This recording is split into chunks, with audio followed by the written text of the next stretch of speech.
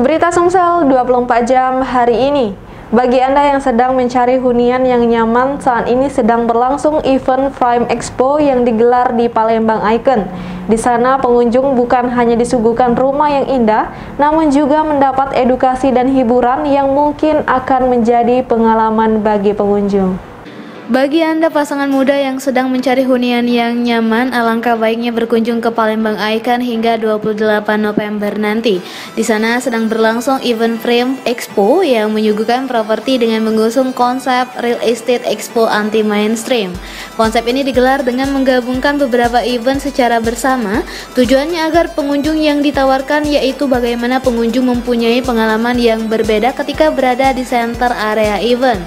Betapa tidak, saat masuk di gate area, pengunjung akan dibanja dengan tematik Paris di musim gugur disertai dengan alunan musik cafe jazz yang kental dengan romansa Parisnya.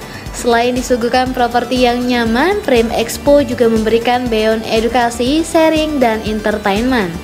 Dalam event ini diikuti 6 developer top lokal Palembang seperti Citra Land Palembang, Cita Grand City Palembang, Tamrin Homes, Maju Properti Indo, Sri Walk, Sierra Fiesta, Maju Properti Indo, dan satu developer nasional Jababeka Residence.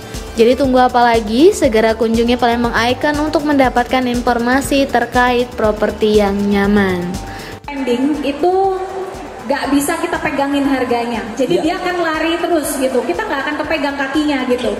Apalagi kita tahu faktanya bahwa tanahnya Tuhan itu gak pernah bertambah, Mas Arief. Jadi tanahnya Tuhan itu selamanya tuh segini, sementara populasi setiap hari bertambah. Reporter dan juru kamera Ella Sulistiana, Palpres.com. Pemirsa, Wakil Wali Kota Palembang Fitriyanti Agustinda meninjau banjir yang sudah hampir 1 bulan mengenangi 12 RT yang ada di Kelurahan Sukajaya, Kecamatan Sukarami. Diketahui banjir tersebut diakibatkan longsoran sampah yang menghambat aliran Sungai Sedapat. Wakil Wali Kota Palembang Fitriyanti Agustinda melihat langsung kondisi banjir yang mengenangi puluhan rumah di 12 RT Kelurahan Sukajaya, Sukarami.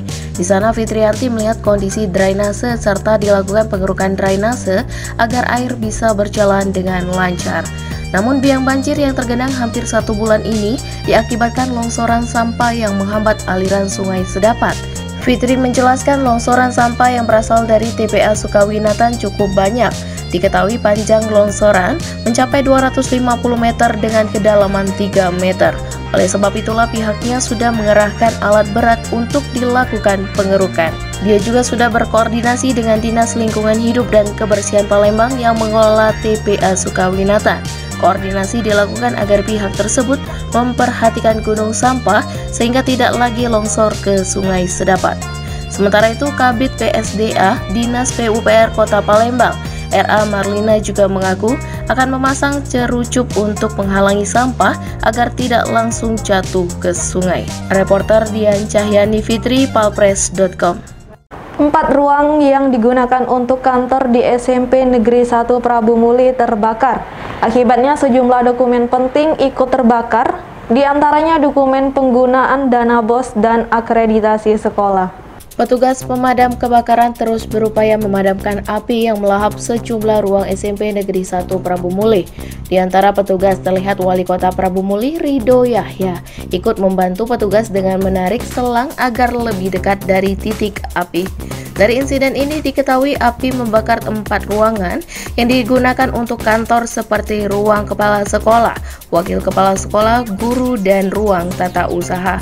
Akibat kejadian ini sejumlah dokumen penting tidak bisa diselamatkan seperti dokumen penggunaan dana BOS, berkas ujian siswa hingga dokumen akreditasi sekolah. Wakil Kepala Sekolah SMP Negeri 1 Kota Prabu Muli, Nur Aisyah Yani mengatakan, kebakaran dimungkinkan terjadi sebelum subuh Akibat kejadian ini, para guru saat ini mengaku bingung karena Senin depan siswa akan mengikuti ujian semester akhir, sementara seluruh berkas tersebut ikut terbakar. Guru, ruang wakil, ruang kepala sekolah, ruang TU. Dalam satu gedung itu jadi 4 ruangan di situ. Kejadian itu terlalu. Kalau perkiraan Ibu sebelum subuh ini. Sementara itu, Wali Kota Prabu Mulih Ridho Yahya memastikan bangunan sekolah akan segera dibangun menggunakan dana bencana alam dan baru akan dianggarkan di APBD perubahan tahun 2022. Hal ini dilakukan agar siswa tetap bisa mengikuti proses kegiatan belajar mengajar dengan baik. Ini tingkat dulu, target yang Oktober, November, Desember itu kita masukkan di anggaran perubahan. Jadi tahun depan tuntas, Pak? Masih tuntas ini, masih kita tuntaskan. Jadi ada 2 langkah. Langkah pertama kita menggunakan banyak bencana alam, kita rapikan, kita baguskan dulu sebelum pekerjaan fisik di 2022. Kenapa kita pengen cepat? Takutnya trauma bagi anak-anak sekolah. Nah itu. Jadi insya Allah sore lagi besok ini sudah rapi. Reporter dan juru kamera Andre Palpres.com. Berita terakhir Sumsel 24 jam hari ini. Aksi nekat M. Nur yang hendak membacok anggota Satlantas Polres Banyuasin menjadi bahan perbincangan netizen di dunia maya. Aksi yang terjadi di Simpang Tugu Poluan Betung ini berawal dari anaknya yang ditilang polisi. Video berdurasi 28 detik ini menjadi viral di dunia maya. Di dalam video tersebut, pria berambut gondrong membawa parang dan menyerang anggota Satlantas Polres Banyuasin yang sedang bertugas di Simpang Tugu Poluan, Kecamatan Betung, Kabupaten Banyuasin, Kamis kemarin. Dari aksi nekat itulah pria yang diketahui bernama M. Nur harus berurusan dengan anggota polisi. Dia diamankan anggota Satreskrim Polres Banyuasin di rumahnya. Kapolres Banyuasin AKBP Imam Tarmudi mengatakan, kejadian tersebut berawal dari anak pelaku ditilang anggota Satlantas Polres Banyuasin. Pelaku yang mendapat laporan langsung mendatangi anggota Satlantas Polres Banyuasin yang sedang mengatur lalu lintas. Meski sudah dijelaskan anggota kesalahan dari anaknya, pelaku tetap saja tidak terima dan mengambil parang dan celurit dari dalam mobil dan mengejar anggota. Meski anggota membawa senjata namun berupaya menghindar. Sementara itu, pelaku M. Nur mengaku menyesal atas tindakannya melakukan penyerangan terhadap polisi yang sedang bertugas. Yang melaksanakan kegiatan ya Bribka Angga Novriadi dan Bribka Kusno ya, nah, kita langsung arahkan untuk buat laporan di Polsek Betung. Alhamdulillah tidak terlalu lama kita sudah amankan yang bersangkutan, Muhammad Nur alias Ahmad bin M. Yusuf almarhum. Tadi waktu dilakukan penangkapan yang bersangkutan, dia lari ke Mubah. Alhamdulillah gabungan tadi dari Polsek dan tim Puma ya, yang dimotori oleh Kanit Puseknya, diamankanlah Muhammad Nur ya. Harkam Timas adalah tugas pokok kami.